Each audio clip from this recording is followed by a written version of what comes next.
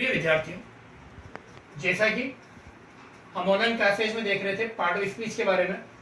Part of speech में मैंने noun के बारे में बताया था, प्रोनाउन के बारे में बताया था। प्रोनाउन के अंदर हमने जो चार उसके पार्ट्स थे, काइंड्स थे, उनके बारे में हमने पढ़ा था।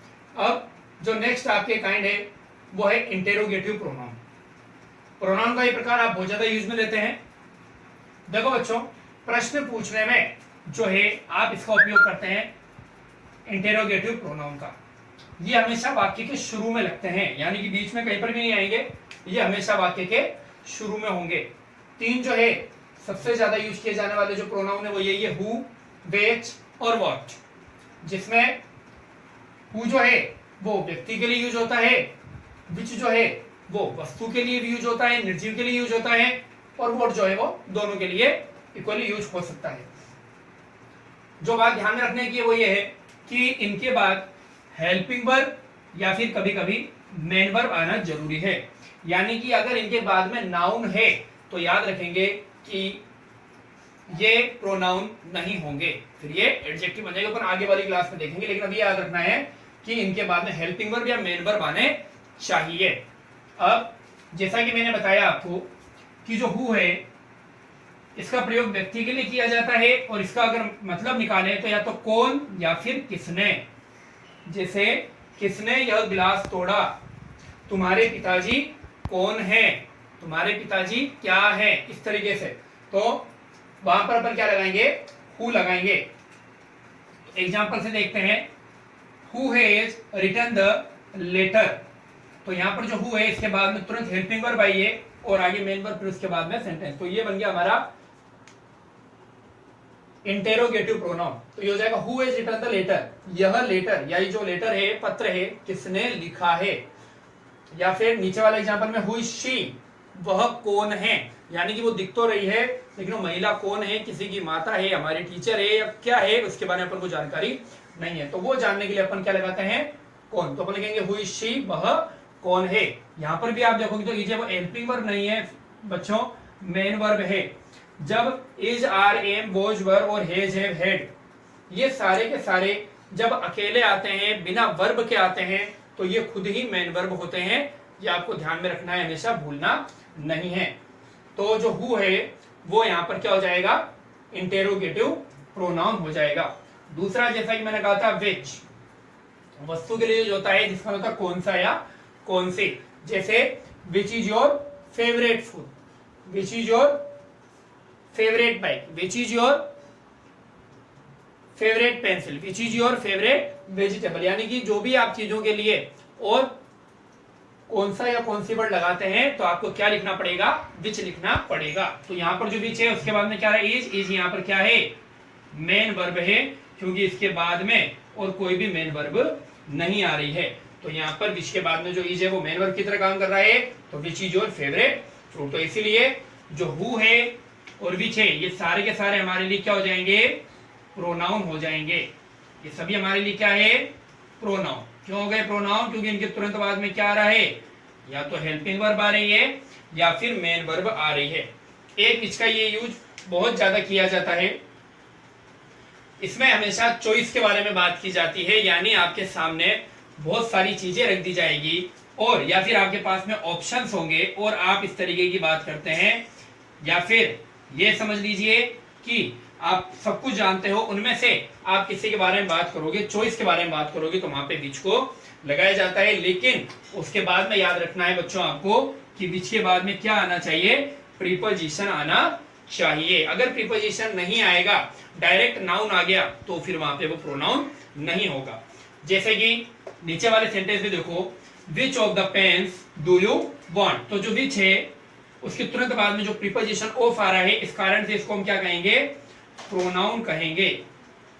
मान लीजिए अगर मैं कह देता विच पेन डू यू वांट, तो फिर ये सेंटेंस में विच जो है वो प्रोनाउन नहीं होता। तो ये बात ध्यान रखना है, ये पेपर के अंदर कई बार कंफ्यूज करने के लिए इसी तरह के सेंटेंस दिए हुए होते हैं। तो आपको याद रखना है, या तो इनके बाद में आनी चाहिए हेल्पिंग वर्ब या मेन वर्ब, या फिर आना चाहिए प्रीपोजिशन। तो which of the pens do you want, इसका मतलब ये है आपके पास में बहुत सारे पेन रखे हुए हैं और आपसे कोई पूछ रहा है आप इनमें से कौन सा पेन लेना पसंद करेंगे या कौन सा पेन चाहते हैं। तो आपको याद रखना है चॉइस के बारे में जब भी होगा तो विच के बाद में प्रीपोजिशन को लगाया जाता है। उसके बाद में तीसरे नंबर पे है वोट। इसका प्रयोग वस्तु के लिए और व्यक्ति दोनों के लिए ही किया जाता है। नॉर्मली अपन जानते हैं वोट का मतलब क्या होता है, क्या ही होता है। अब एग्जांपल से देखते हैं, जैसे व्हाट इज योर नेम। तो जो नेम है वो थिंग है या फिर निर्जीव है, और यहाँ पर आप देखोगे ये जो है वो हेल्पिंग वर्ब नहीं है, ये यहाँ पर क्या है, मेन वर्ब है। क्या है ये, मेन वर्ब है। तो ये जो व्हाट है हमारा वो क्या हो जाएगा, इंटेरोगेटिव प्रोनाउन हो जाएगा। इस बात को याद रखें। तो व्हाट इज योर नेम या फिर व्हाट इज योर फादर। अब यहाँ पर जो है फादर यानी एक पर्सन के बारे में आपसे जानना चाहते हैं कि वो क्या है, यानी कि उनका पेशा क्या है, वो क्या काम करते हैं। तो यहाँ पर भी जो है वो मेन वर्ब है, इसलिए जो व्हाट है वो हमारा क्या हो जाएगा, प्रोनाउन हो जाएगा। ठीक है। अब इसको देखो, आगे बात करेंगे अपन रिलेटिव प्रोनाउन की। रिलेटिव प्रोनाउन वो होते हैं जो अपने से पहले आने वाले शब्द से रिलेट यानी कि संबंध बताते हैं। कहने का मतलब है कि जो रिलेटिव प्रोनाउन है वो उनसे पहले जो भी नाम आएगा, जो भी वर्ड आएगा, उसको वो क्या करेंगे, बताएंगे, उससे संबंध ये बताते हैं। जो यूज किए जाने वाले, सबसे ज्यादा यूज किए जाने वाले जो प्रोनाउन है वो है हमारे हु हो गया, हुम हो गया, हुज हो गया, विच हो गया या फिर डेट हो गया। जिसमें से अगर बात करूं तो हु, हुम और हुज ये तीनों व्यक्ति को संबंध बताने के लिए आते हैं, विच जो है वो वस्तु या निर्जीव के लिए आता है, और डेट जो है वो दोनों के लिए ही आ सकता है। अब नीचे जो मैंने एग्जाम्पल दिए हैं इससे आप और अच्छे से समझोगे कि कब व्यक्ति के बारे में बात कर रहे हैं, कब अपन जो है वस्तु के बारे में बात कर रहे हैं, और कब अपन दोनों के बारे में बात कर रहे हैं। इसमें बस ये बात ध्यान रखने की है कि ये शुरू में नहीं होकर कहाँ होंगे, बीच में होंगे, जबकि इंटेरोगेटिव प्रोनाउन जो है वो कहाँ होंगे, वाक्य के शुरू में होंगे। तो ये बात ध्यान रखने की इसमें। अब देखो, जैसे the lady who is in pink sari is my mother. अब देखो जो हु है वो किसके बाद में आया है, लेडी के बाद में आया है। तो ये किससे संबंध बताएगा, लेडी से संबंध बताएगा कि जो लेडी जिनकी साड़ी कैसी है, पिंक है, वो मेरी क्या है, मदर है, माता है। तो ये लेडी क्या है, पर्सन हो गया। तो मैंने आपको कहा था कि जो हु है, हु जो है हु में ये हमेशा पर्सन के लिए आते हैं। तो देख लीजिए यहाँ पे लेडी के बाद में हु का प्रयोग हुआ है, इसलिए जो हु है वो क्या हो गया, यहाँ पे रिलेटिव प्रोनाउन हो गया। ठीक है। अगला देखो, this is the boy whom all teachers love। अब यहां पर देखो, this is the boy whom, तो whom जो है वो किसके लिए आया है, लड़के के लिए आया है, यानी कि उस लड़के के लिए आया है जिसको कि सारे टीचर्स क्या करते हैं, प्यार करते हैं, पसंद करते हैं। तो यहाँ पर whom जो है वो बॉय के लिए क्या कर रहा है, आया है, यानी बॉय से ये संबंध बता रहा है।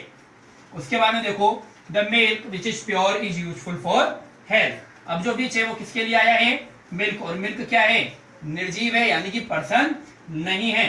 तो आपको याद रखना है कि जो बीच है उसका यूज वस्तु या फिर निर्जीव के लिए किया जाता है, और यहाँ पर बीच किसको बता रहा है, मिल्क के लिए आया, तो मिल्क को रिप्रेजेंट कर रहा है, रिलेट कर रहा है कि वह मिल्क जो कि क्या होता है, प्योर होता है, शुद्ध होता है, वह हमारी हेल्थ के लिए क्या होता है, यूजफुल होता है।